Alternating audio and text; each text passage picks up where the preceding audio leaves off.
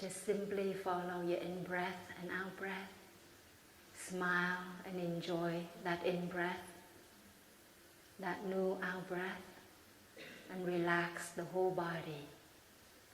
Breathing in, I'm aware that I have a body. Breathing out, I'm aware that I have a body. How wonderful it is to have a body. That's the third exercise of full awareness of breathing. Aware of the body.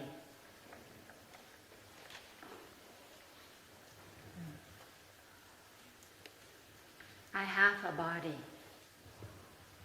Most of us actually throughout the day, we forget that we have a body. We use this body continuously all of our lives, but very, very seldom that we are aware of this body and appreciate it for what it is in this very moment. So this statement, breathing in, I'm aware that I have a body. Breathing out, I'm grateful to this body. I smile to this body. My dear body, I know you're there and I'm so happy. This is a very, very deep practice. The first 4 exercises are about the body. Okay? The breath is a part of the body, and then we work with the rest of the body. And then my brothers and sisters will talk about the feelings, from 5 to 8, the feelings, and then the perceptions, the mind. So they will talk more about it tomorrow and the next days. So I just talk about the body.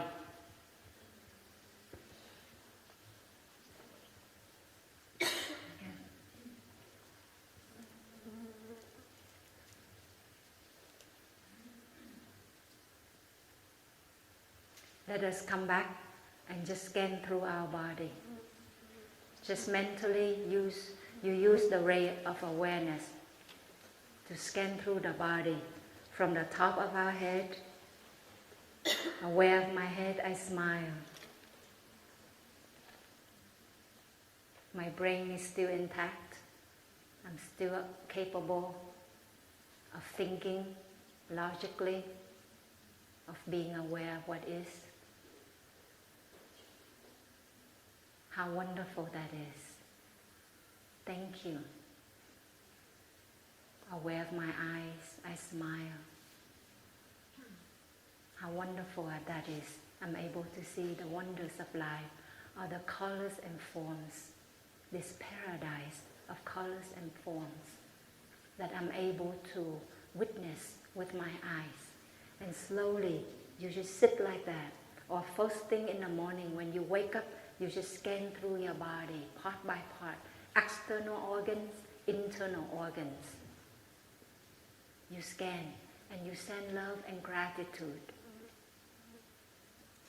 And there will be times when you realize there's pain in the body, there's discomfort in the body. About 4 years ago, when I contracted Lyme disease,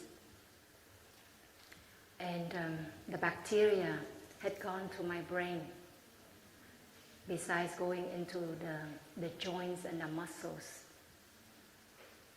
And it caused so many cognitive dysfunctions, such as it affected my reading capacity, my writing capacity, my speech. Actually, to this day, I continue to struggle speaking. That's why you hear me correcting myself. But it's not as salient as before. But thanks to the awareness of my body, of my speech, when I was in the midst of the most severe course of my illness, every time when I spoke, I would hear myself making a mistake, like a mispronunciation, or I switch words, like kitchen becomes chicken, consultation became consolidation. So I would switch words like that or use just an entirely wrong word. But there was awareness. So I would correct myself. Or it didn't sound right, but I didn't know what was the right word. But I took a mental notice of it. And I would patiently correct myself. It was very painful sometimes too, because I spent so many years. I came to this country when I was only 16 and a half, and I didn't speak any English. I only knew, hello, how are you? And one day, a young man in my ESL class, English as a second language, and he asked me, what are you doing? And I said to him, I'm fine, thank you. And 5 minutes later, I realized what he had been asking, and I was so embarrassed for the whole day. Every time I saw him, my face turned red.